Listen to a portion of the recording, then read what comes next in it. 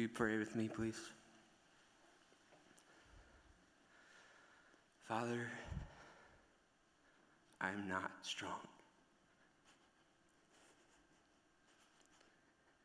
I need you to do this for me. Thank you for everyone who's here, who saw a little bit of what we saw in Perrin. I thank you that you are taking care of her now. I pray that you would be glorified today. Amen.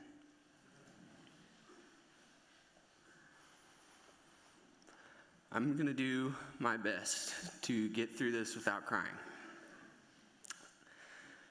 But if I do, it is because we are all suffering. We have suffered a great loss, the pain of which will not soon fade. But if you see me smile, it's because Perrin taught me a thing or two about suffering. Suffering cannot steal our joy. Suffering cannot steal our love. And suffering cannot steal our hope. Over the past few days, thinking about this moment, I knew that I wanted to do my best to communicate a perspective that Perrin shared with me after a difficult doctor's appointment this spring. This is something that she didn't have the opportunity to write, as I hoped that she would, and I know you all did too.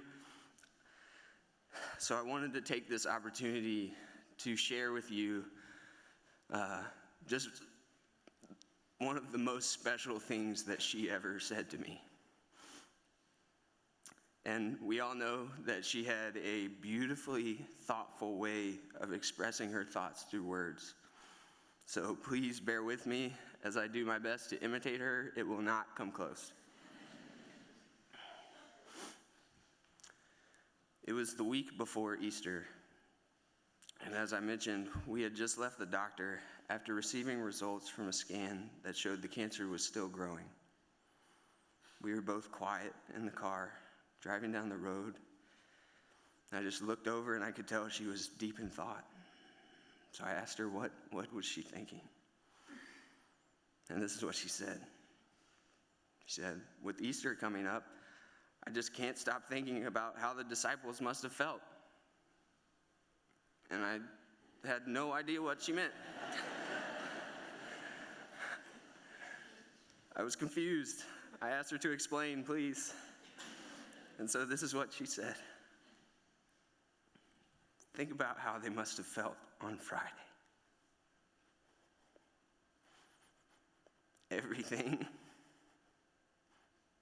that they had given their lives to, all the work that they had done, everything they thought they knew seemed to be falling apart around them. Their leader, the person they thought would change the world, was dead. They probably felt so abandoned and defeated and confused. And then on Saturday, they didn't even know what they were doing, but they were waiting. They were waiting for something to happen that they probably couldn't dare to hope for. They were waiting to see what would become of their lives and the world around them. And then Sunday happened. They could have never imagined what God was up to. And out of all the chaos and despair, he brought life. He took the worst thing imaginable and turned it into the greatest victory of all time. When everything seemed more lost than it ever had before, God gave them hope. So today, she said, after receiving bad news, today is just Friday. And I can't wait until God gives us Sunday. And as you can probably guess, I could not keep the tears from my eyes. Even after being married to this beautiful woman for 2.5 years, I was blown away by her unwavering faith in God and the way that she could find hope no matter what was going on. So from that day on, that was our perspective. Hard days were just Friday. Days when we couldn't understand what God was up to, we didn't know what was going on, that was just Saturday. And we continued to look forward to Sunday. So for all of us here today, welcome to Friday. It is hard to imagine a more difficult day. But what I want you all to know, and what Perrin would want you all to know, is that for her, every day is Sunday now. The hope that we lived with every day, the love that she showed to every single one of us here, and many who are not here, and the joy that she spread literally to every single person who ever saw her, is more complete and full for her today than it ever has been. She is finally home, free of pain, and everything that she was created for is fulfilled in the presence of Jesus. So even in the midst of our Friday, we can put our hope in Jesus, in the truth that death is not the end, and trust that Sunday is coming. The day that everything will be made right, and the hope that we cling to will finally come to light.